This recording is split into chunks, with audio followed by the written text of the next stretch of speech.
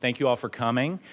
We have a great session for you today, and I want to get to introducing our speaker, but I want to say a quick word about the series. This is our third year of doing a series of 3 talks related to philanthropy and social investment. And our loose theme this year is looking backward, looking forward. And today we're starting off with a really important session on this dialogue about, I don't think it's really charity versus philanthropy, it's charity and philanthropy and how they relate to each other, more from a historical perspective. So I'm very excited about that. I do encourage you to pick up one of our flyers at the table that has details on the other 2 sessions in March and April, where we'll explore additional themes that are more contemporary and then moving forward in our last session dealing with technology. So as I mentioned, 3 years ago, we launched this series with formative support from Gail Schlang and her husband Elliott, and regrettably Gail couldn't be with us today, but we appreciate their support for this series, and we're very excited about promoting dialogue around philanthropy. For today's session in particular, I don't know about you, but I think of charity as the act of giving to alleviate suffering, if you will.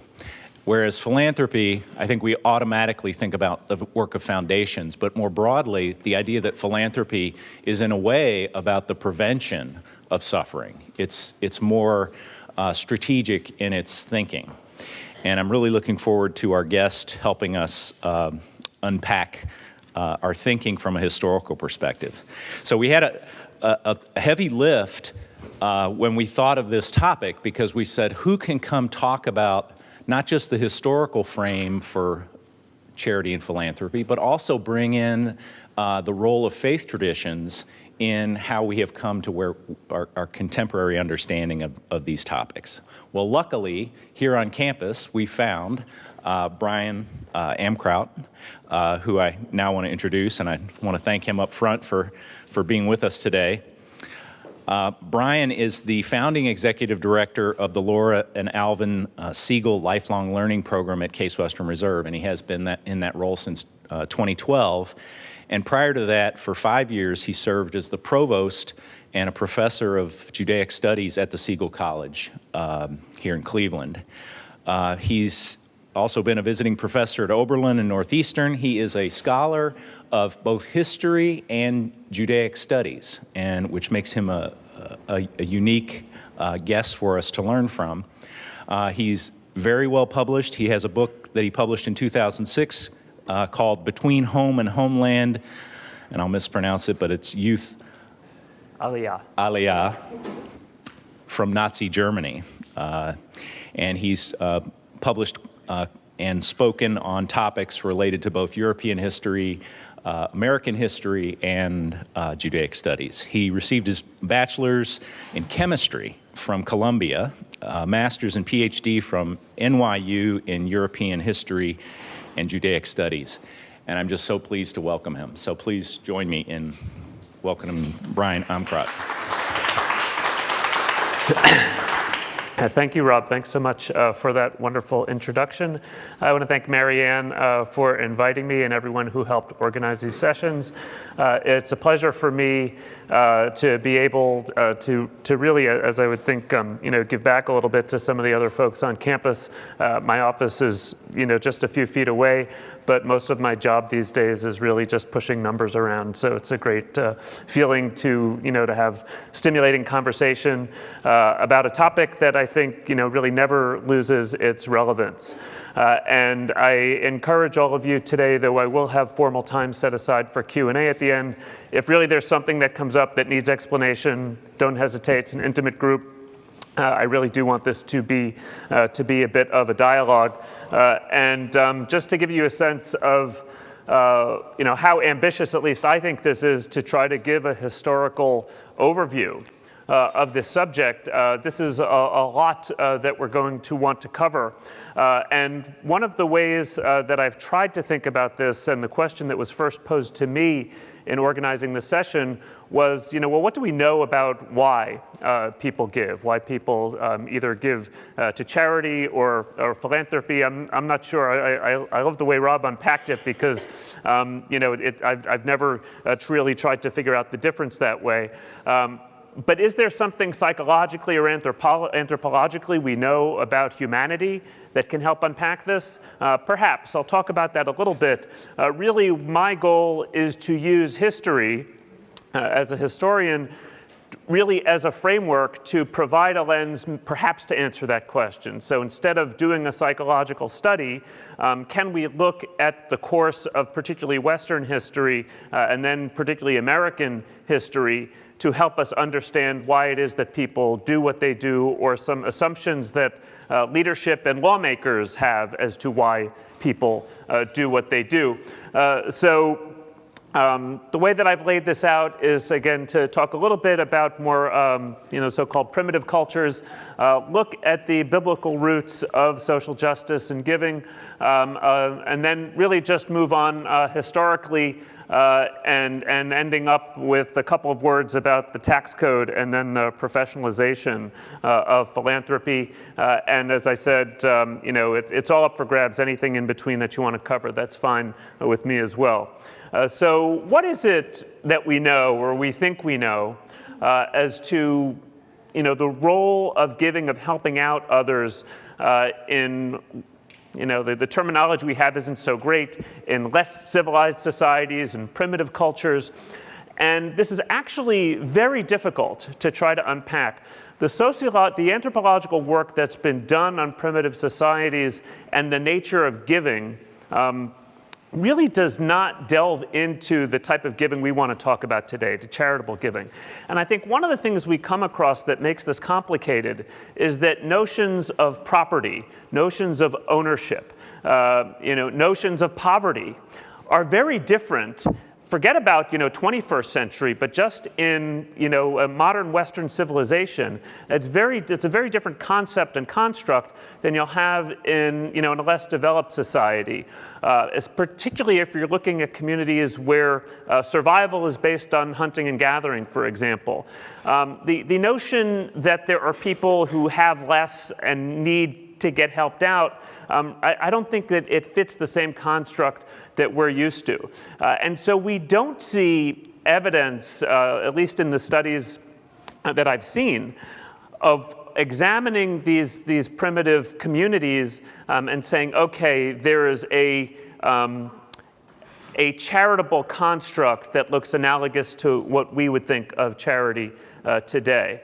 And that raises all sorts of questions. I mean, you might conclude from that, well, it's a more primitive community and everyone for themselves and let the chips fall where they may. That's one way of looking at it. Or that the actual communal structure is more rational in certain ways and there are built-in notions of how to take care for one another. Because you're living in a more tribal, clannish construct, everyone knows that the food is for everyone or that the shelter is for everyone. And so that you don't have these elements that we have grappled with really in the thousands of years since recorded civilization, of trying to figure out formal ways of helping folks out. And in fact, according to many of these same anthropologists, it is with the advent of organized society, particularly of recorded history, where you see the notion of charity, whether you call it, alms is a common Old English word that we see come into play here, and particularly in terms of the religious documents that have survived and that were really frameworks for social organization for so many, many centuries. And it leads me, to a question I think that we're going to be bumping into throughout. Do we look at this sort of assistance, you can call it charity, you can call it social justice, as some sort of moral imperative that humanity should just be second nature to us to try to help one another out? If that's the case, why is there so much ink spilled on legislating this way? Why do early civilizations, and particularly the religious traditions that become embedded in Western civilization, why do they demand? Why do they have to create a legislative imperative rather than a moral imperative in order for people to behave this way? And so the question that you'll see coming up over and over again, I don't think anyone has the great answer to this, is do people really only give when it comes down to it out of some sense of self-interest? And I think even though you might be inclined to say, well, we have all these examples where it doesn't look that way, you can unpack things and say, well, is this really what's going on? And I think there's actually some interesting data when we get to what's going on today to try to back that up, and how much of the charitable giving that's out there is truly 100% altruistic, no strings attached, no personal connection. And I think you might be surprised at some of that data. So I've actually handed out some sheets with source information. Suffice it to say that the Bible, both Hebrew Bible and New Testament, are chock full of examples of imperatives, of commandments, of guidelines, of principles, not just suggesting, but demanding that it is the duty of every one of us to help out their fellow man and woman, they don't even need to be citizens, they could be strangers, but those in need should be served by those who don't really feel that need. And even though I'm not going to focus on it so much because it's really not critical to the Western intellectual tradition and Western religious tradition, we see this picked up by the Quran as well. That charity is one of the 5 pillars of Islam. So to be a good Jew, Christian, Muslim, and follow the scriptures that go along with those traditions, one should be a giving person. Both in terms of giving to one in need, but perhaps in terms of how things ultimately play out, in terms of what people do with their money and how legislation emerges in states, both in old world monarchies and even here in the United States, the role of giving to the religious tradition itself as a function of charity. And in terms of the last point I have here, in terms of why we should even bother with the Bible, I think you have to. You cannot understand how our society has unfolded, particularly in the United States of America, without understanding the biblical roots of our social traditions and our community and even political structural traditions.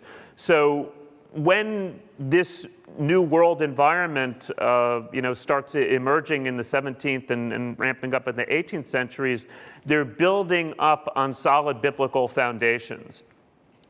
And the people that are calling the shots, as it were, and figuring out what this new society is going to look like are not only deeply knowledgeable about those traditions, many of them are deeply committed to those traditions. You can even say most of them.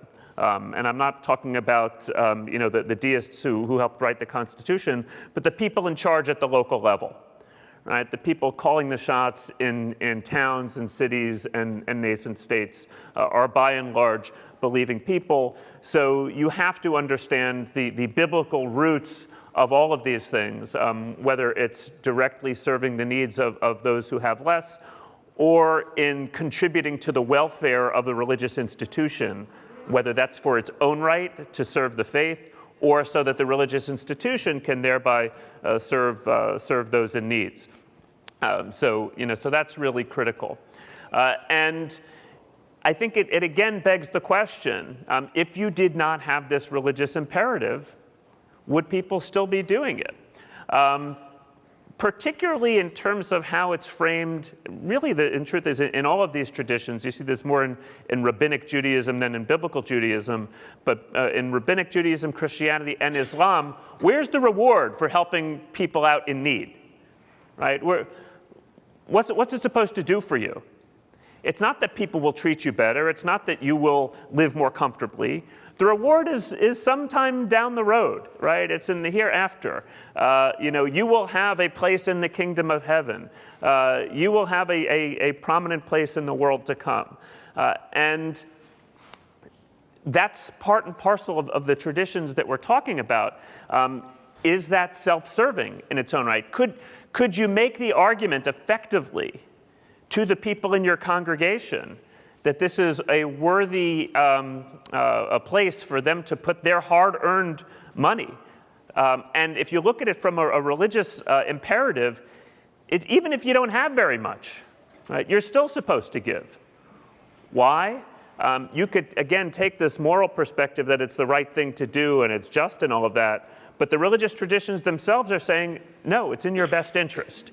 You should do this because you will come out better in the end, which leads me to ask the question I have at the bottom of the screen here is, okay, that's all fine and good when you're living in a religious environment. What happens when you get to a more modern era, or when people within that religious environment start questioning some of the tenets of that faith? Can a secular environment produce that same sort of commitment?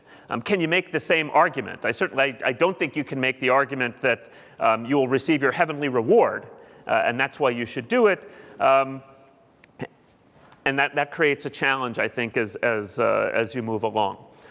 So I'm going to do my best to blast through some of the history here, and most of it I think you probably well know.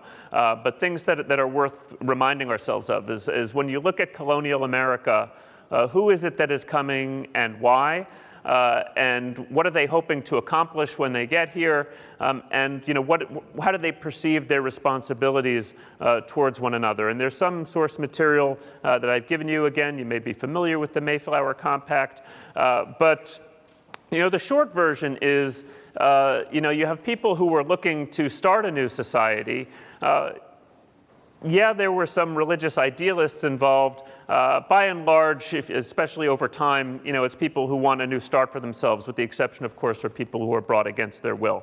But the people who are constructing the new world, society in the new America, are trying to create something different, and in many of their cases, looking for specifically a religious environment.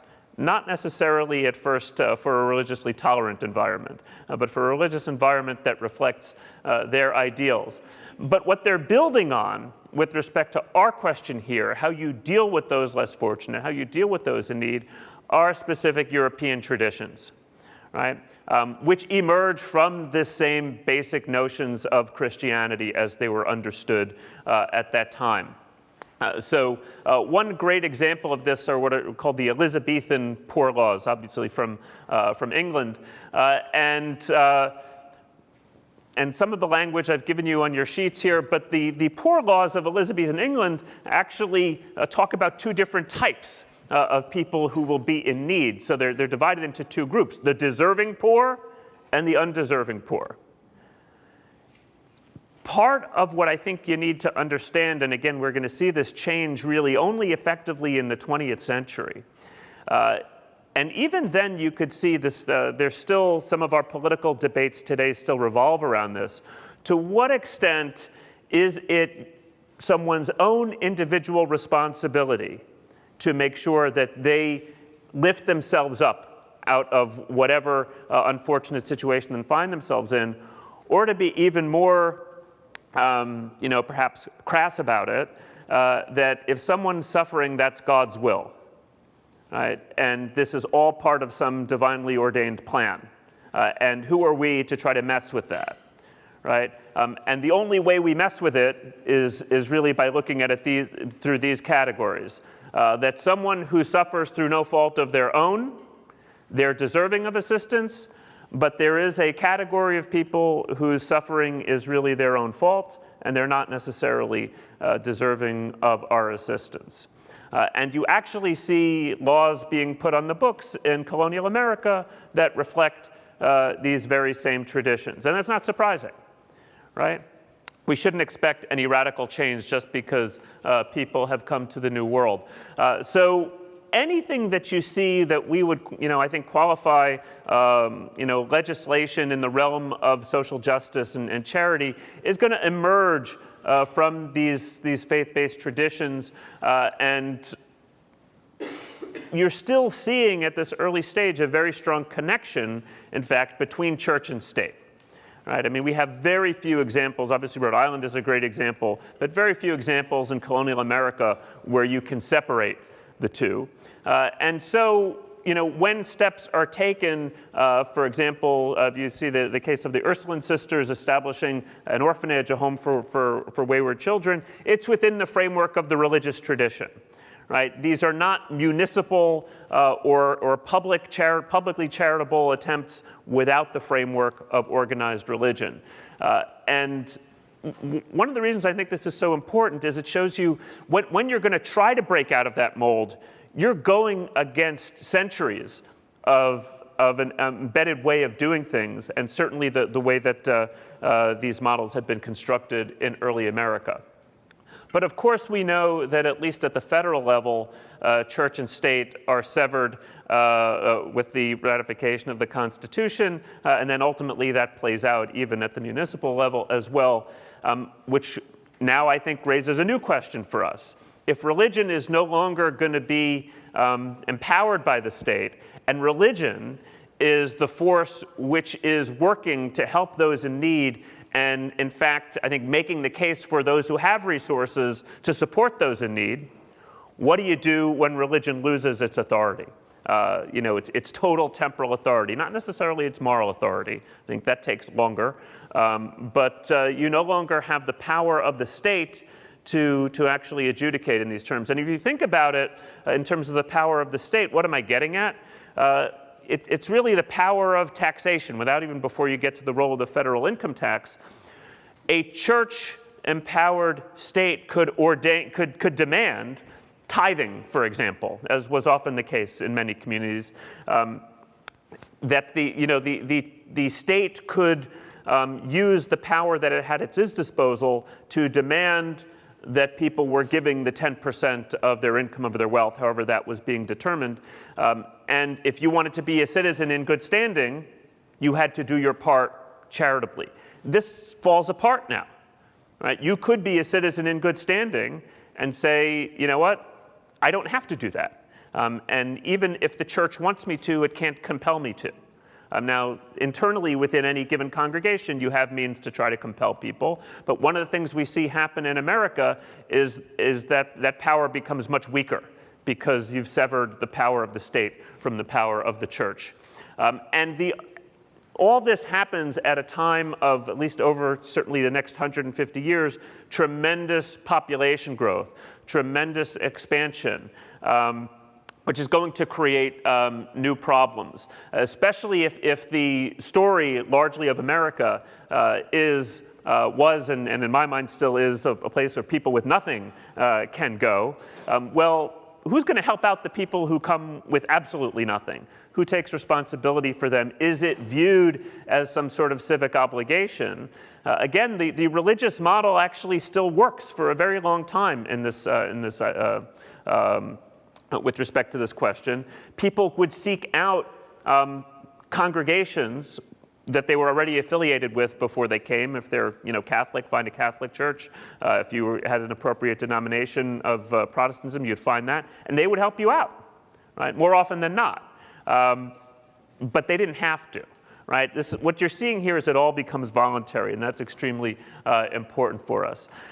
And even in the first couple of decades of public life in the new country, in the United States of America, you start to see movement out of this structure of attempts to find, for lack of a better word, more secular alternatives, both in terms of doing the work of what we might call social services today, and also of collecting and distributing funds in that regard.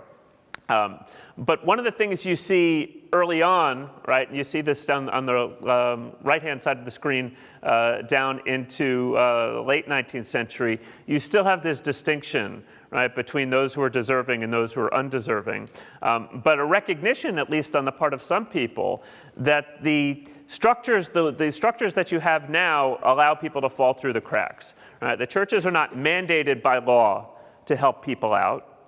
Right? The law can't tell churches what to do. People cannot be compelled to give by those religious authorities. And so for those in need, from a broader community perspective, and as we'll see, I think the same mindset feeds ultimately a national perspective, you need alternative structures. Right? You need alternative mechanisms for those who want to give to have a place to go and support those in need, and for those in need to have a place to go and get those services. And you know what you see here, just in the language, is pulling the names of churches and religious organizations out of the titles of these things is really important. It's really telling, right? That there's something new going on. Of course, you never escape the broader reality, which is still true today, that America is a very religious country. Right? Even though organized religions as such have nowhere near the same power in America as they did in Europe at that time, America remains a tremendously faith-bound country. And especially, it becomes a looser society in terms of the role of religion, because it's not necessarily the specific physical structure of the church. The story of the Great Awakening and the Second Great Awakening, as you may remember American history, you have these evangelist revival meetings out in the countryside, and preachers who would go from place to place, so they're not necessarily staying in the same place to create a congregation. But as part of their message of Christianity, and their understanding of the gospel, you have being circulated broadly in America the notion that doing good for others, that everyone look not upon his own things but upon the things of others, always looking to help out your fellow man. I mean, these notions don't arise without the religious traditions behind them. And there is fertile ground in America to support what these folks are saying. But again, I think that the structures themselves need to shift, because it's truly the Wild West in America as far as organized religion is concerned. If you don't like your faith community, you can go start another one.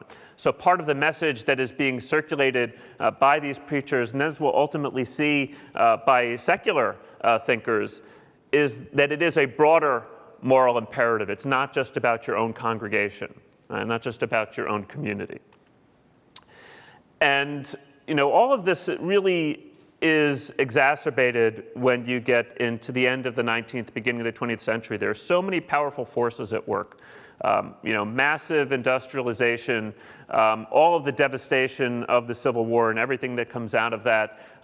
Part of that is also, is economic stimulation, growth of tremendous expansion of manufacturing, which encourages more and more immigration. And again, by and large, the immigrants that are coming, 90%, 95% are coming with nothing, and are now finding themselves in densely populated urban environments that are not so conducive to getting ahead all that quickly. There's obviously lots of success stories, but if you look at it, just take any snapshot of what life looks like in urban America in the 1890s, 1900s, 1910s, it's not pleasant, right? And what you're seeing is the situation becoming so challenging, so aggravated, that it's difficult for the organized religions to handle the people that are coming to them. It's difficult for these small, independent charities that are starting to emerge to handle the problems. And you see the beginnings of at least asking the question about a state role, right? What responsibility does the state have for taking care of those in need. Now, again, you could also say, is it self-serving, right? The state takes the responsibility because they don't want to be stuck with the problem of dealing with the aftermath. But I think there's, there's definitely, folks that are more progressive-minded, and we'll talk about formal progressives in a minute. And one of the solutions that is proposed is by being more scientific in the approach to dealing with these problems. And now you're seeing sort of, a back and forth, if you will, between these forces, and they're both forces for good, I believe. But you have the religious forces on the one hand that have their understanding of the world, quite frankly, and how things should play out. And now you have, on the other hand, people who are trying to examine everything through a purely scientific lens, and says that religion not only can't give us the answers for all the questions they have out there, it can't give us solutions for all the problems that we're confronting. And one of the reasons you reach that conclusion is, well, religion's had their try and the problems keep getting worse. So if the problems keep getting worse, we'll need different sorts of solutions. And in the age of reason, the age of science, why not try to take a scientific approach? This, you see, really begins in the late 19th century in Europe, finds its way to the United States.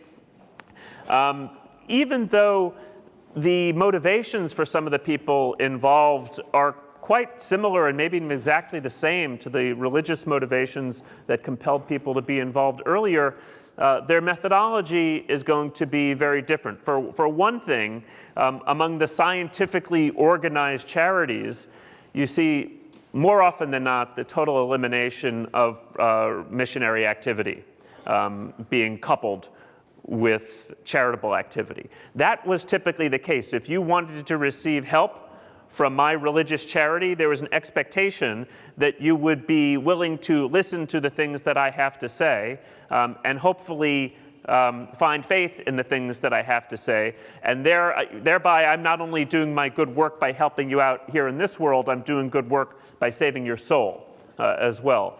The scientifically based folks, they're not willing to go for that. It's all about constructing a better society, finding solutions that are not just good for you as an individual and saving you physically and saving your soul, but finding solutions that will help everyone. And in fact, often folks in this realm would shy away from the conventional notions of charity where you give directly to those in need and say bigger, more systemic solutions are necessary. These are phrases, obviously, that don't go away, right? We need systemic solutions. Obviously, this is something we still hear today. And so what you see is the role of religion. It doesn't go away entirely, but it really starts to shift, that the individual congregations are less and less prepared to handle the type of work that's confronting them. And even the very question of who should they be serving comes up in this context. Is it only your responsibility to take care of your own? And you start to see some of these other more direct services start to emerge that are different from the conventional handing out alms to the poor. So some of the ideas that are coming out through the professionalization of social service are finding their way into religiously based charities as well. Other examples of this, obviously you see schools of social work first emerge during this era. You see settlement houses emerging in these densely populated urban areas. The goal being that you can do work either by teaching people themselves to help themselves or teaching professionals who will then help others to help themselves. Again, a more systemic solution to try to get the root causes of poverty rather than simply to help out people in need. But the great challenge that both of these approaches create is okay, it's a fine idea to think you need more systemic solutions. The more systemic solutions actually cost a lot more.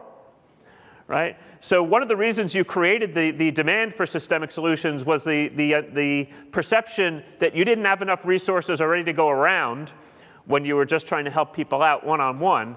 But now you're going to create these massive institutions with physical plant and structures and paid staffs and everything that go along with it. How are you going to fund that? Right? And I think maybe to pick up on something Rob was getting earlier, this is where the more conventional notion of philanthropy starts to come into play in supporting institutions that can support people rather than supporting people directly. And that for many folks who had the resources to be quite philanthropic, this seemed to make more sense to them from a scientific perspective, from an academic perspective. And a great example, perhaps the most famous example of this, is Andrew Carnegie, who came up with this notion of the gospel of wealth. He didn't invent it. There had always been in Western society, in the French version of the noblesse oblige, there's an obligation of those who have more to support those who have less. But I think the real difference that you see with Carnegie, there's a few.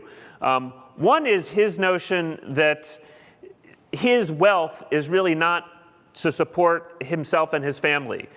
He's going to keep himself in fine circumstances, to be sure, but the purpose of whatever wealth he has accumulated is then to return it back to the community somehow, and again to support structures, to create structures and institutions that can have a lasting impact and a broad impact on society. So that's very different than the more conventional noblesse oblige, which would be, okay, if I have lots of money, anyone who's in need should be able to come to me and I'll help them out directly. Carnegie actually didn't do that. Right, that it was creating institutions, creating a foundation that could have a life after his life. Not just Carnegie, obviously the others, his colleagues at that era, began that the model that we still have today of the private foundation. And the private foundation whose goal is to promote and do good works way beyond. So I asked the question again, well, is his argument persuasive? Right? Is this why people should give?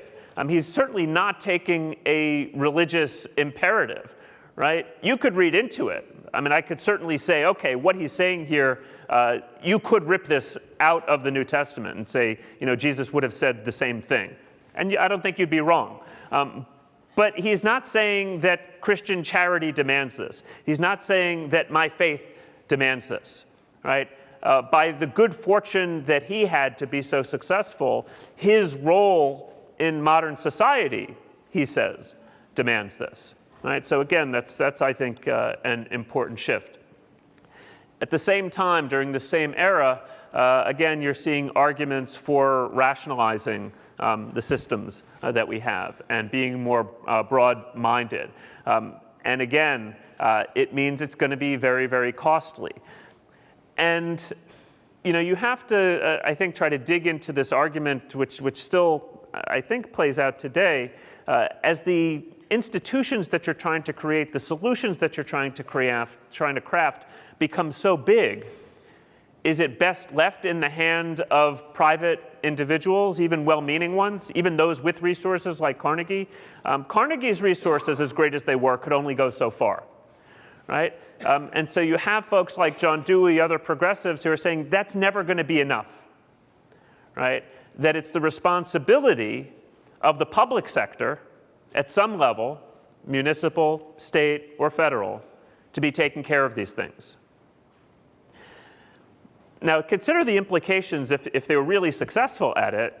What does that mean for philanthropy, right? If the public sector picked up full responsibility for all those in need, does that then negate the need for individuals to take those steps on their own? And one of the challenges I think you always see, even today, and certainly we'll see it in the discussions in the 20th century around the tax code, and to what extent deductions should be charitable. You get into the minutia of the tax code around this, and they're trying to get at this question: what's going to be more efficient, right? If the public sector steps in too much, does that mean people will stop giving? And then we'll still be at a loss. How do you strike that balance? But they're trying to force the issue in the beginning of the late 19th, beginning of the 20th century, and in fact, making demands that the public sector is going to step in.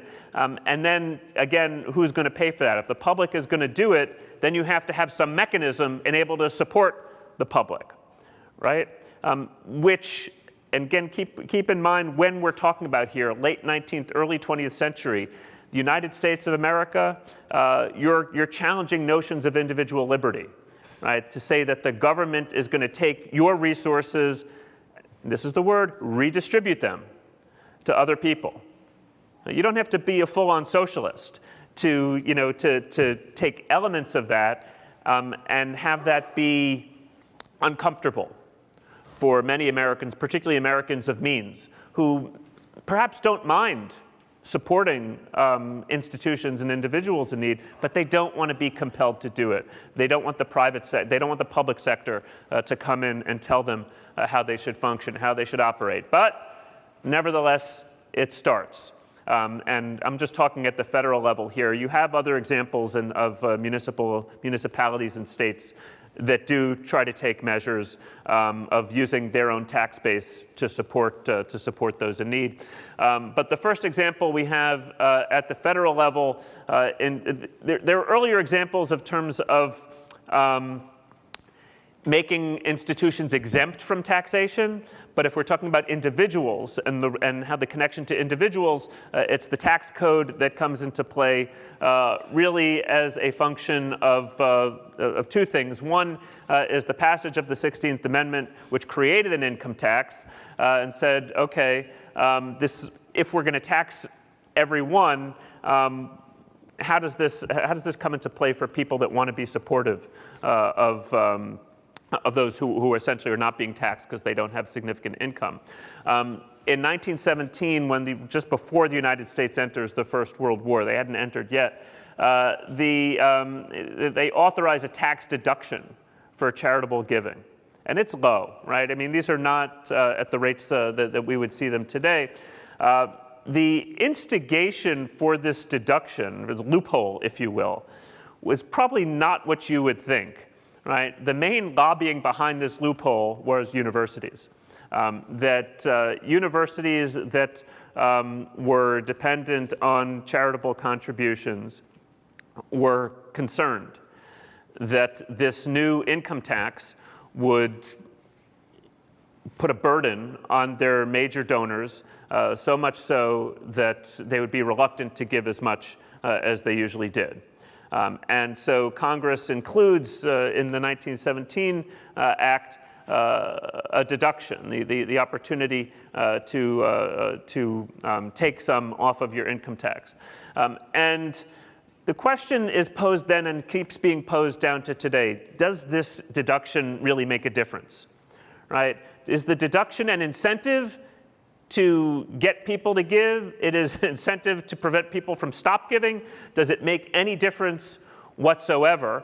And are you playing it out at the individual level, or is it just in terms of the interests of massive institutions? And certainly I'm open to have a conversation around that when we wrap up. But it tells you that people are thinking about this issue. Right? It tells you that people in Congress are concerned. Whether it is just because the universities have their lobbyists that are making this happen, the implications are much broader, right? And there is a question as to what the implications of taking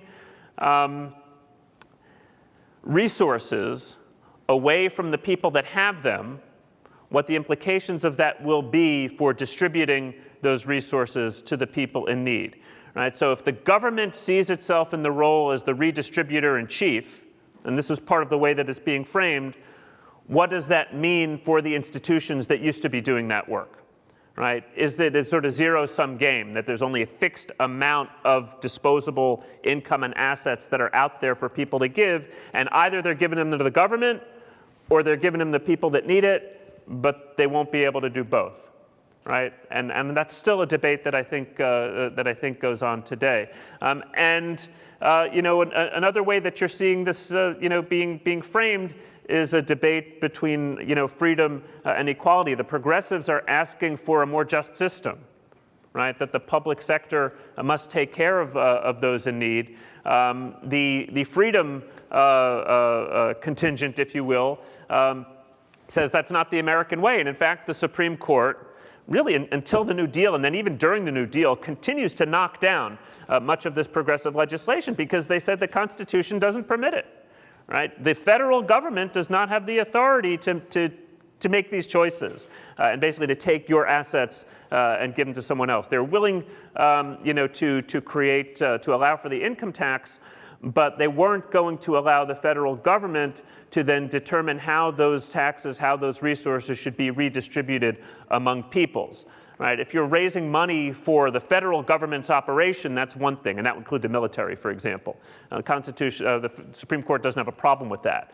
But if then you're saying, from out of the tax revenues, we will give some to some people, more to some, less to others, that strikes the Supreme Court, as I say, until the New Deal, as unconstitutional. And so even during this progressive era, until the 1930s, most of the work is still being done by private agencies, and so philanthropy remains critical. But the problem that you hit, particularly during the Depression, and it was a trend that was moving in that way anyways, is what happens when the problems are just too big, right?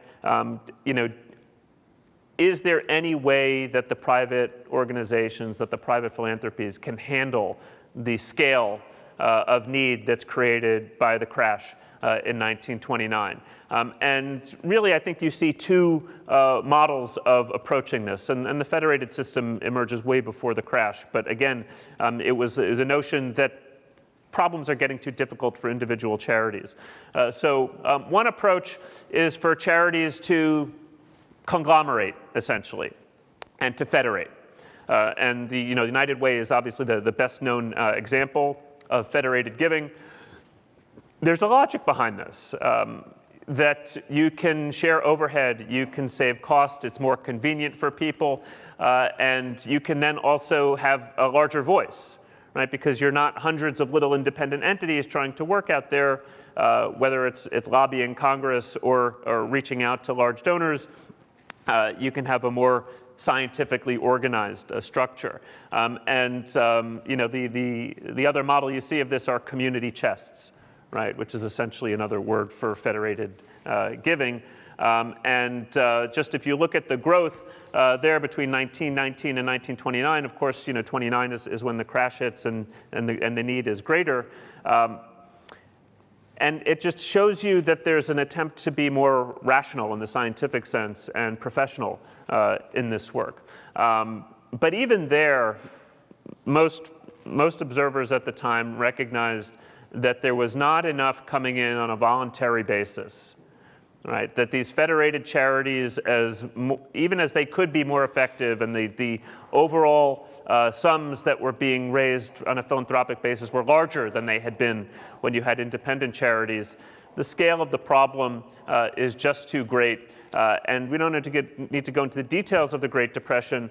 We do know that the answer that was most popular and now has stuck with us since that time is for the federal government to come in and really take control of the situation, at least for those in greatest need, or at least for those it perceives to be in greatest need. And there's all sorts of issues with New Deal legislation, particularly from a racial perspective, and some of that continues into the 50s and 60s. But nevertheless, it's an indicator that from a philosophical perspective, the federal government's not opposed to the idea of stepping in. And again, raises the question, if you're living in this environment and you say, well, prior to the New Deal, the federal government sort of stayed hands-off from these big social issues and making sure that people didn't fall through the cracks. Now here they are, right? And you have these emergency acts, the Social Security Act, unemployment relief, old age pensions, essentially the types of things that were sorely lacking in American society, and where people were raising dollars on their own in order to support it. Why do you need my money on my own? Right? I think it creates an interesting challenge for the fundraiser, for the philanthropic institution, in a New Deal environment and post-New Deal as well, where there's an expectation that some of the more critical problems, I'm not saying all problems, but the most critical problems in society are being handled at the federal level, right? So how do you compel people to be charitable, or as charitable as they used to be, in an environment where now the state has assumed responsibility for some of, and again, in their perspective, the most difficult challenges, the most critical challenges. And even though there were certainly critics who said this is not the American way, this has been the American way since that time. Right? So we live now in an era where, at least among a significant portion of the population, there's an expectation that the federal government takes a responsibility, has a role, and that we couldn't survive without it. And even though there were those who expected in the post-war era in the 50s, 60s, and 70s, because of the New Deal in particular, and then in subsequent legislation particularly under the Johnson administration, that things would get better and poverty would go down, and the need for all the services that are being created would ultimately go away. As we know, that has not been the case. By some measures, they are worse than they have been before. If you look at some of the things that happened here, there's, I think, important sociological factors that have come into play. The suburbanization waves of the 50s and 60s really pulled populations apart, and those who had the means now lived far removed, by and large, from the people that were in need. That creates an interesting dynamic as well. Where does your responsibility lie as a donor, as a potential donor, towards populations that you have no connection to, right? And if you think about it, that's a real critical piece, going back to where we started here in terms of religious communities. There was always the sense that everyone was in it together, right? That if you're part of my community, you're part of the institution that I work with, the people that I work with. If you never see the people, are you going to feel the same sense of responsibility, the same sense of obligation? And I think that's part of the environment we find ourselves in now. You also get this myth emerge, particularly with the growth in GDP, among other things, right? The tremendous economic boom of the 50s, that everything was good and that everything would continue to be good. And of course that's not true. There are certain segments of the population that are doing better than others. It allows some systemic problems to go unnoticed for a long, long time. Will create some need further down the road. Just some examples here of some of the things I'm talking about. The white flight from the cities creates this disconnection. Most, if not, certainly not all, but I would say most of the legislation that had been enacted from a social welfare perspective was not as effective for minority populations, and some of that was actually deliberate from a political perspective. If you look at the legislative battles around the New Deal, and then subsequently even in the 60s, the sense that they needed southern states in order to pass this legislation, and so you have fine print, as it were, embedded in some of these welfare policies that creates basically a class system within the welfare system. Just an example, even in 1970, you see the poverty rate 3 times higher among the African-American population. I think we can still see some lingering effects, from this story, particularly in terms of the agenda of philanthropy today, which in many cases is trying to plug the leaks, fix the holes that were created when the federal government first stepped in. Now, obviously, there's more to philanthropy than that, but the causes that tie into social justice in particular are often moving in this direction, saying that, there were steps that were taken to help one segment of the population, but not everybody. And in order to You can use any language you want. You can use the conventional religious language. You can use Carnegie's language. But in order to follow that tradition of helping out those in need, we need to do what we can at a private level to overcome the inefficiencies of the public system, right? And that could be a reason to compel people to give. And in this day and age, depending on who you ask, I think the people that already give, they'll answer this question in the affirmative. Do we still need private charities, and what role do they play? Well, people who already give, I think it's self-explanatory. They feel a connection and they want to do it. I do think it's an interesting question, and it's not limited to the United States. You go to any welfare state. We're not as much of a welfare state as others, but to some extent we are a welfare state. And does someone say, as a welfare state, from a more conventional charity perspective of serving the underserved, do we have a need? Do we have a role for these private charities anymore? Now, again, America is much less of a welfare state, so you could make that case. If you go to European countries where the taxation rate is much higher and the services are much broader, I think you could definitely make that argument. Private charities as conventional charities for helping the underserved don't play as big a role in those societies as they had at one time or another. And so, I think a question that comes up as well is then, well, what is it that's going to compel people to give? Why is it they do what they do, and do we have any data to back it up? The data that you can get out of the Internal Revenue Service and the 990s and things that people file and tell you who's giving to what. Religious institutions actually still get the lion's share of charitable contributions. It's really interesting. Right? Because you might think in our day and age, with people becoming less connected to religion, and sort of the local level that people operate at, that religion wouldn't be the place where that happens. But there's something really that's interesting about the religious institution and the religious community, which I think goes back to one of the early questions I had asked about self-interest. Right? If you give to a religious community, religious congregation, most of those contributions I'm going to talk about, they're going to your religious community. It's not that you're so charitably minded that you're going to give across the board. Right? So people feel the need or feel the obligation or the willingness to support those institutions from which they'll reap some sort of personal benefit, right?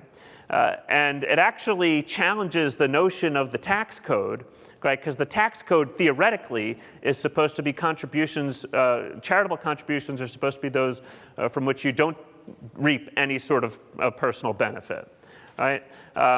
Now, interestingly, the religious deduction, if you just want to qualify it as a religious deduction or the charitable deduction, is the only deduction from which you don't derive personal benefit. You can deduct all sorts of things. You can deduct mortgage interest. There's all sorts of things you can do. Your medical expenses, you definitely get personal benefit out of those. So, if you were rewriting the tax code on that basis, I think you'd have to rethink the entire thing. But this idea that religion still gets the lion's share of charitable contributions, and then if you looked at other institutions on top of that, it is almost always some sort of personal connection, right?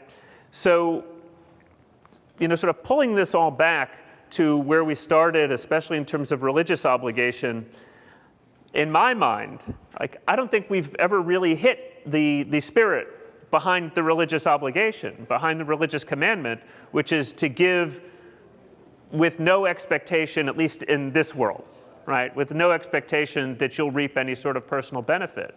Most charitable contributions go to some sort of to an institution or individuals with some sort of personal connection for the giver.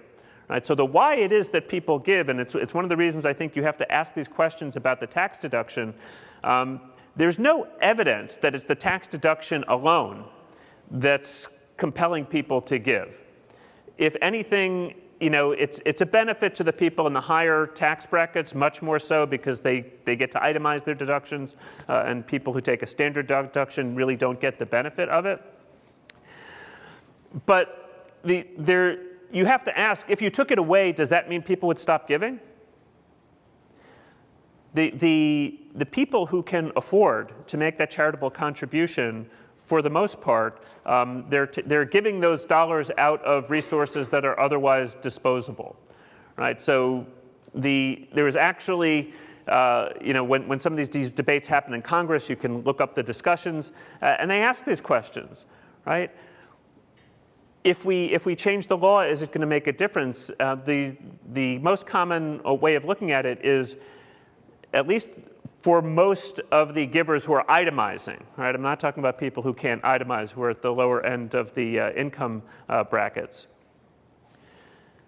They're giving charitable contributions after they've ticked off everything in their personal life, right, that they need to support. And I'm not just talking about food and shelter, right? It goes to higher education for their children. It goes to vacations. It goes to club memberships. All of that goes in first, and then the charity comes in after that, right? So I don't think it's necessarily the deduction that's making the compelling case there, but it goes back to this issue of, what's that personal connection that they have to a cause, to an institution that's making a compelling case for them. And really, to look at the landscape today, that's not my bag. As a historian, I think certainly 2000 is the latest I would go, but even that's really too late for me. I think modern history still ends with the Second World War, and everything after that is sociology and political science. So. I think these questions that I've raised, I hope, give you something to think about. I do think that in the American environment, you have these competing tensions, and that's something that we constantly grapple with. The competing tension of the original religious traditions that are still fundamental to the country, on the one hand. The challenge to those traditions in terms of a secular and sometimes radically secular segment of the population, and then the challenge in terms of the role that government, whether state, local, or federal, is supposed to play.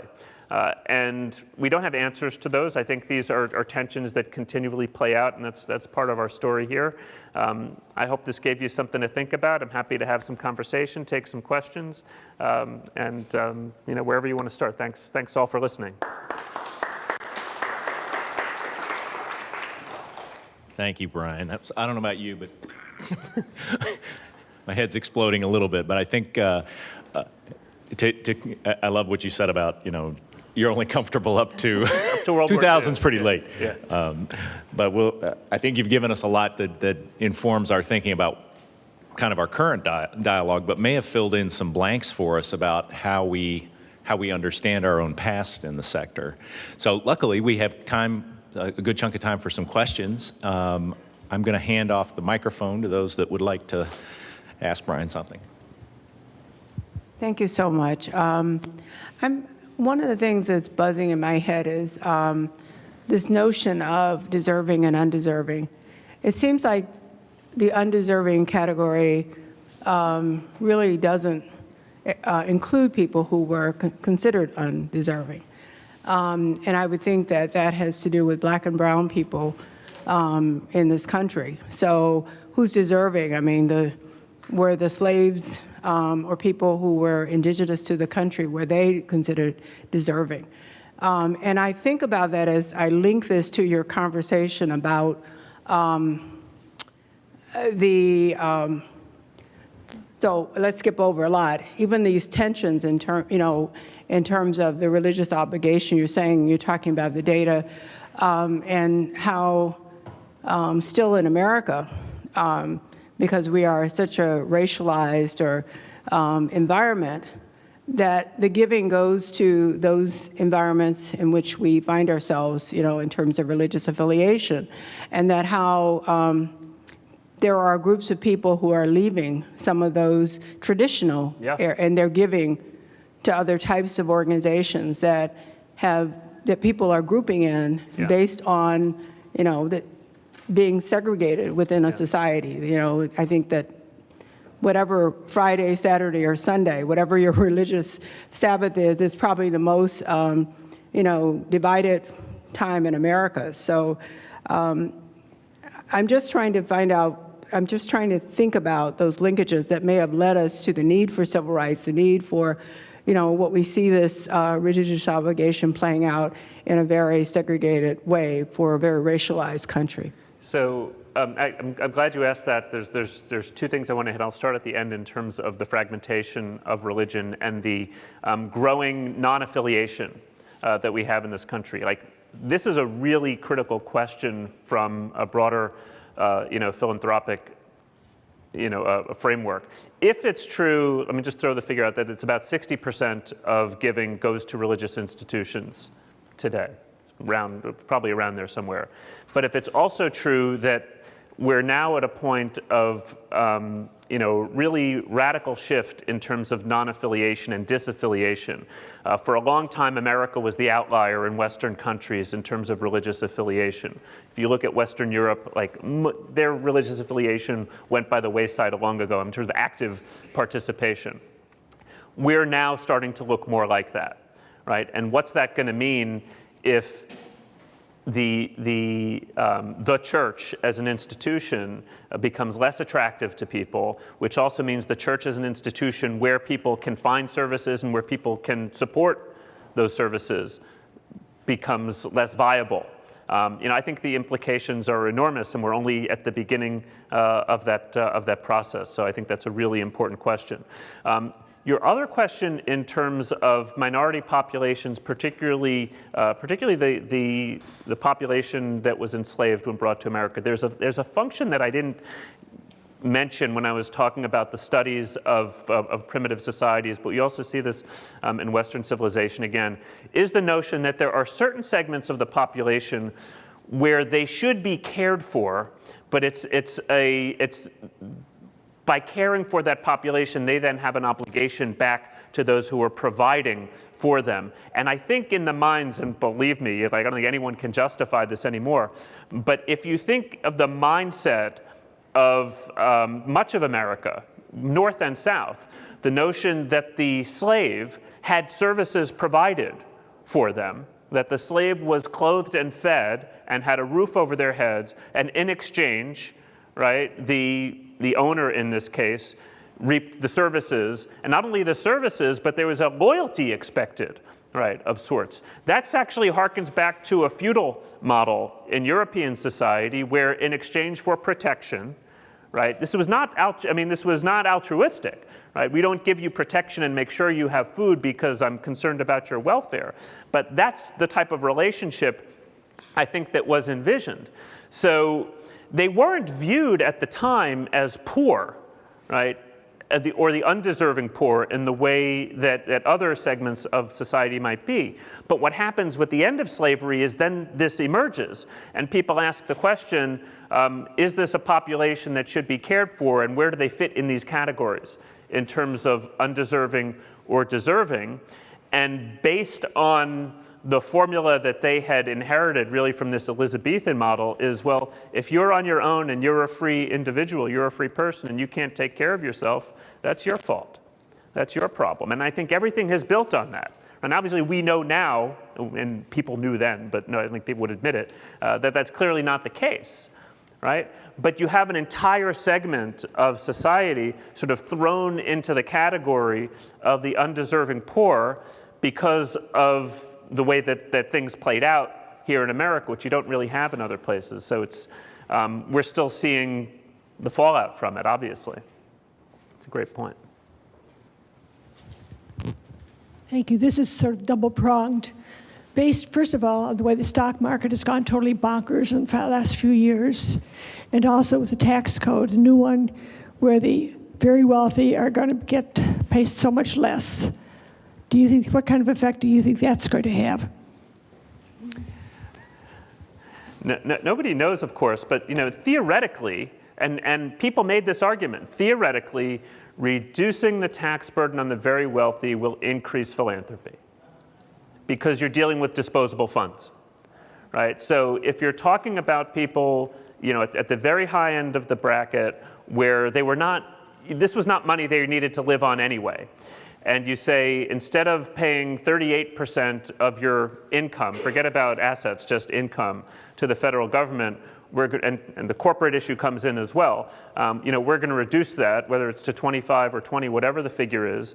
That money is now in your pocket and you can do these other good things with it, right? That's the argument behind it. Will that happen? The historical evidence probably wouldn't bear that out, because when you had the major reductions in the 80s, you didn't see a massive influx of capital into the philanthropic markets, right? It doesn't seem to work that way. And I think what I had said earlier probably still, that probably makes more sense, is yeah, we are dealing with disposable capital, but it's so disposable at that end of the spectrum that that the tax code has no impact. They'll give what they want to give, and they could give more. I mean, that's a way of looking at it. There's a very narrow band, probably, that you're talking about where those differences will actually have very real implications. So obviously, it's a we don't know, but this is it's not a question that was ignored. Right? That was part of the debate, still is. The idea that, and what are you getting at here from an American perspective, and the question of what the role of the federal government is, right? The federal government can say, listen, there's an X amount of dollars to go around. Either it comes into the federal government, or we spend it, or it stays out in the private markets, and I'm saying to go around for charitable works, for services. Right? So either we do it or the private markets do it, and obviously there's conflicting philosophies we have today in terms of who will do a better job of that. And that's all I'll say about that. I want to ask one follow-up, because the other major change in the tax law that there's a lot of concern about is the doubling of the standard deduction, with the impact potentially that folks that currently make charitable gifts and are able to itemize and deduct will now say, you know what, I'm going to opt for the higher deduction, which is more, and now I don't have to give that money. So it may have more of an impact on more folks of modest means, but I think in a way the answer is similar, which is now we have to what you just gave, which is about disposable income and how we tie our values back to our acts. Yeah, and that's actually been part of the conversation around the standard deduction since it came into play. Like, if you put this in, is it a disincentive? Right? And I think that's when I say this bigger question, why do people give? How do you incentivize people? Do people need to be incentivized? Is the promise of a better life what you need in order to have you open your wallet? Or is the promise of a deduction what you need in order to open your wallet? I look at it this way, and trying to do the math around it, right? And this may be part of the impact of the standard deduction, but I don't think so. It's extra, right? In terms of your actual budget that you're putting together as an individual or a family, right? Forget about the deductible piece of it. The question is it 100% extra, or is it 70%, depending on your tax bracket? But it's always going to be over and above. Right? If you can itemize, that means that for your $100 that you've given out, from a tax perspective, right, you get to keep 20 or 30 of it, right? But you don't get to keep all of it, right? You never get to keep all of it. So if you're not itemizing, you could say the same thing, right? The itemizing didn't allow you to deduct the entirety of it. Right, so it was still over and above, your individual budget that you had at any given time. The minutia of the tax law, I mean, is obviously there's experts across the street who can probably do that much better than we can. But what I think is interesting about it is the points that you raised. They are part of the conversation. Like when the people are debating and when people are lobbying their folks in Washington about this, these issues are coming up. And they're asking this question. The conclusion, the one that I read, was from a debate in the 80s. There was a brief moment in the 80s where even people who were taking the standard deduction could itemize charitable contributions, right? So there's data from like a very, very brief year, and it doesn't show very much. Like you can't conclude all that much. But they were asking these very same questions, right? I think the argument was being made that even for itemizer, even for people who take the standard deduction, who aren't itemizing, we should give them an extra incentive, right? So there is this notion, and part of what you're seeing here, I think, play out is the deeply embedded Western, basically Christian ideal of charity still being in there, right? The idea that we want to help people be charitable, right? We as a state, we as a government, want to find ways to incentivize people to be good, right? You can sort of frame it in that way. So can we have codes, both law codes and tax codes, that can help people be good? And you've got to ask yourself, like, should that be necessary? Right? Is that the point, or should we be making arguments that have nothing to do with this? And I know, like, as professionals, we do this all the time. Like, make your donation before December 31st. Make sure you get your IRA contributions in, take your deductions, and this is part of what we do, and we use it to incentivize people. And I'm not saying that it doesn't help. I think it does help when you're having those conversations, but it's really fascinating that I still don't think that's the motivating factor for people. That's not why people give. And then maybe that's why you can get them to give a little bit more at a specific time. But that doesn't answer the answer as to why people give. I can talk loud. It's fine.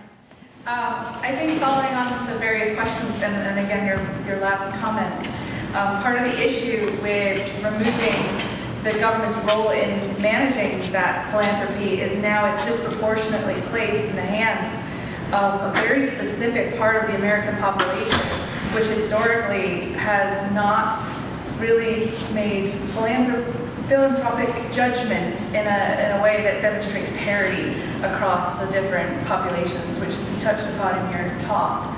So I just wondered what your experiences and what your thoughts were in terms of how we ensure that parity across the philanthropy without the government's role. So just for the recording's sake, I'll repeat the question.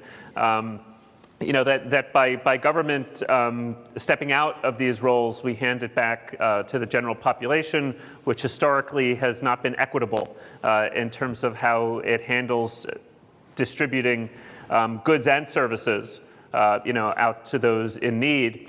And what might that look like? And I would say, like, you've put your finger on something really important where there, to be honest, is good data to back it up, right? That, and this goes back to the question about the deductions, right? The people that can itemize, the people that are giving the larger amounts, are by and large giving them in specific sectors that replicate their interests, that reflect their interest. It's the universities and the hospitals and the art museums, those sorts of things. And those are great institutions, right? But if you go back to what I said earlier about the religious organization, the 60% that's going to religious organizations is mainly going to people who don't itemize, right? Those are small level contributions that are keeping those places going. So, from your framework that you're suggesting, if you would hand the entire apparatus of social welfare back over to the private system, you certainly do run that risk. Right? And I don't think we're in danger of that happening. I mean, I really don't. People might not, as I said, might not like to believe it, but we are a welfare state, even if it's not as robust a welfare state as some others.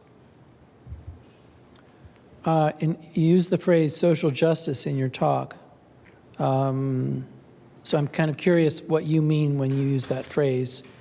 Because it's, you won't hear the phrase social justice in these scripture quotes that you gave us. I think you're right. I mean, it's inferred. I think the phrase social justice is now being inferred from a lot of scripture. You certainly see the phrase do justice, be just. The word justice appears over and over again. And the root for both the Hebrew and the Arabic for charity is justice, right? So there's a connection there, and I think the scholars that play with that would say exactly that these actually are not mutually exclusive terms. But, the language of social justice as we use it today differentiates, I think, quite often from the more scriptural notions of charity, right? And that's why it is a newer construct. As it was understood in the day that those scriptures were written, that justice was more in line with what Rob described as charity early on. That you take, if you have extra, you give it to people in need, and that's just what you do.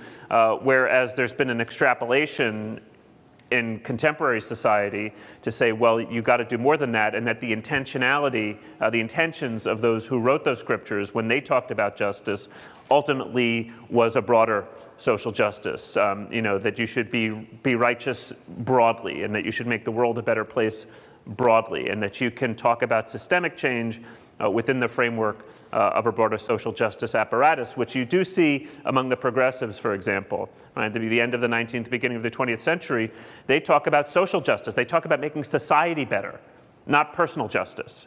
Right?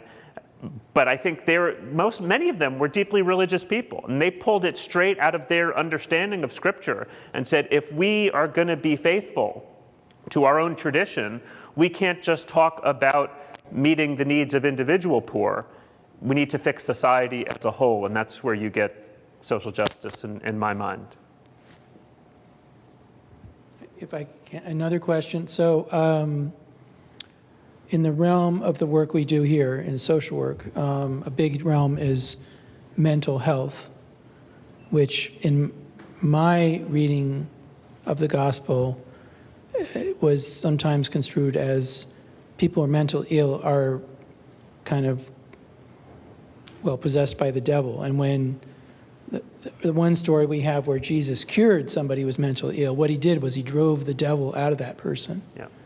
So how do you think that fits into this notion of deserving and undeserving? Well, I think that's clearly evolved, but you're absolutely right. I mean, if you look at when that phrase was being used, deserving and undeserving, someone who was viewed as mentally imbalanced would have been viewed as undeserving. Right? If the reason that you can't succeed in life is that your mental faculties won't allow you to do so, that's nobody's fault but your own. That would be the conclusion then. I think you'd be hard-pressed to find someone in a faith-based tradition today in America who would take that same approach. And if you look at the language that we use today, you talk about health and illness. Well, that's very different than talking about possession.